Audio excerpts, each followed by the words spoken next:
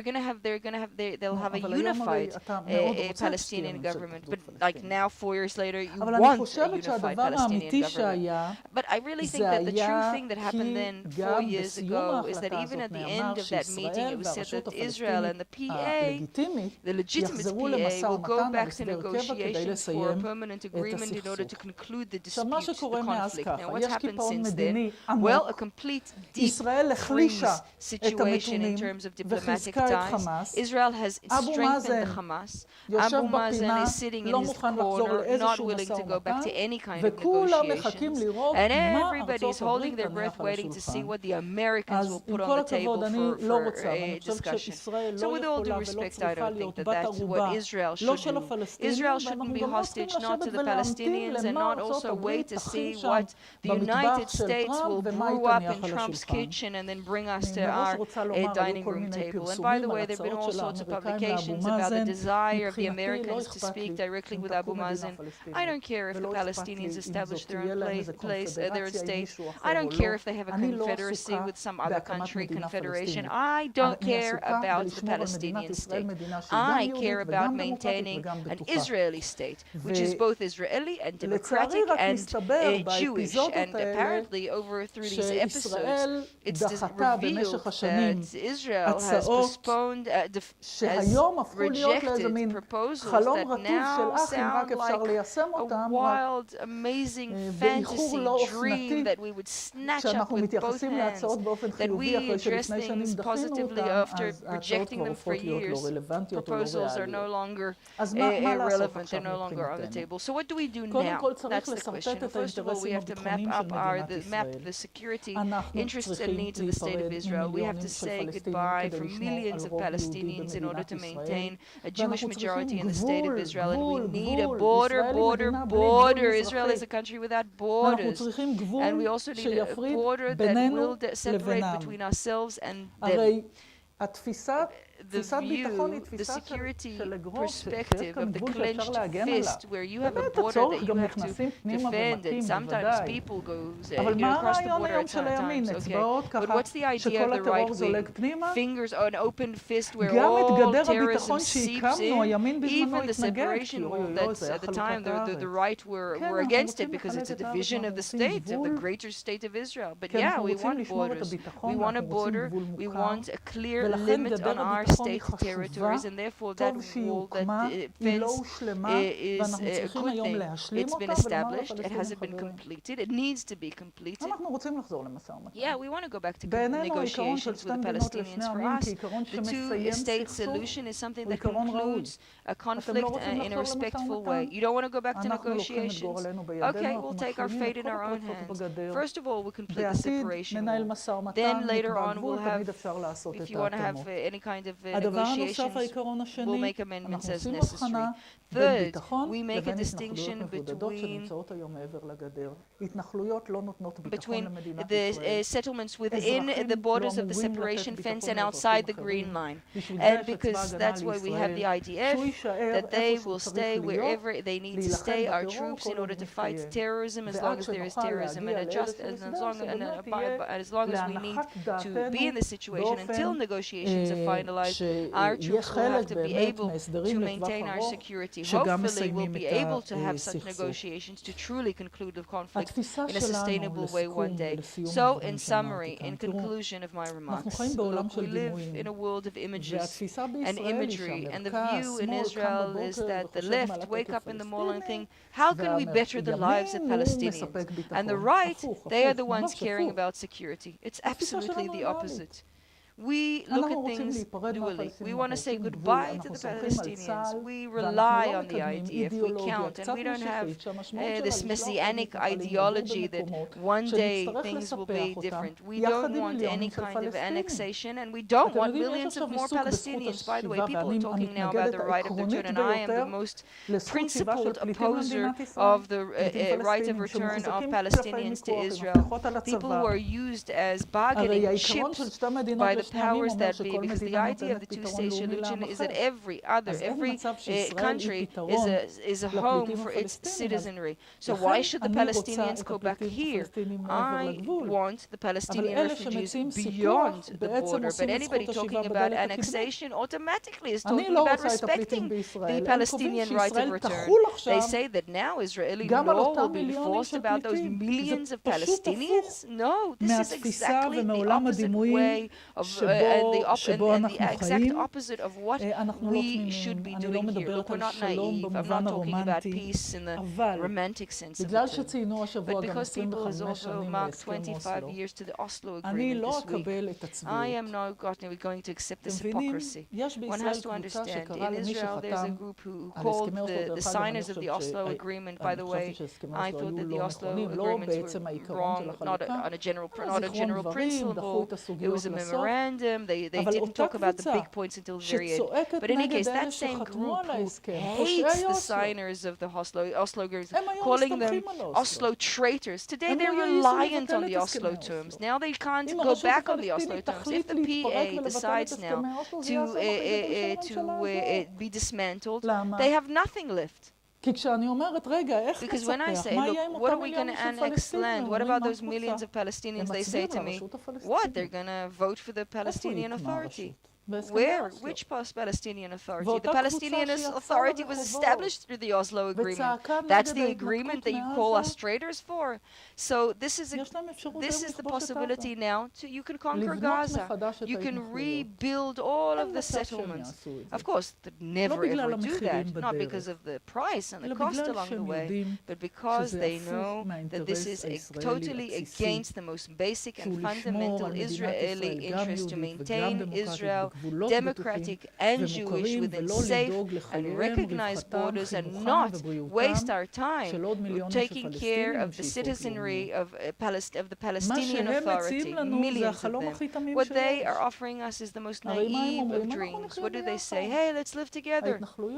The Jewish settlements and the Arab refugees, and everybody will be happy, and we'll give them work in the settlement, and then they're going to forget their national aspirations. I don't think that a people who dreamt for 2,000 years of going back, and justifiably so, going back to a country in which they were born and build their sovereignty on this soil, can possibly believe that we can buy off the Palestinian authorities with a couple of bucks in our pocket. And so we look at the situation, and now it's clear more than ever that it is our way to fight terrorism, to preserve the state of Israel, democratic and Jewish and safe, is the right way. And the right way is to create an alliance with the moderates and with the Arab moderates, and of course with the Palestinian Authority, against all of the radicals in the region. Iran, and of course the Hezbollah, and then the Hezbollah obviously, and everything else is just yada yada yada. Have a good day. Thank you very much.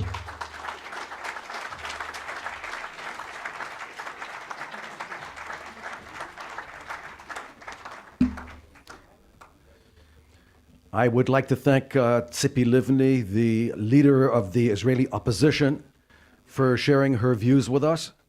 And I'm proud of the fact that Israel is a democratic country where everybody can share their views and say what they like. Try doing this in Syria or in Iraq or in a certain kingdom that I know not far from here, or another country whose name I won't mention because I like them, even though they don't do that, etc., etc. Point very simply is, Israel's a democratic country, and you're going to hear different views during this conference, which is the beauty of freedom of expression, something which is a value in Israel. I think that when you're fighting terrorism, it's best to be a democracy. Actually, it's easier to be a dictatorship when you're fighting terrorism, but we prefer to be a democracy. So now, until when do these nice people, okay, Lieutenant Colonel Ganor has just commanded us that we have a half an hour to enjoy ourselves before we come back and hear him and his lone wolves. Thank you.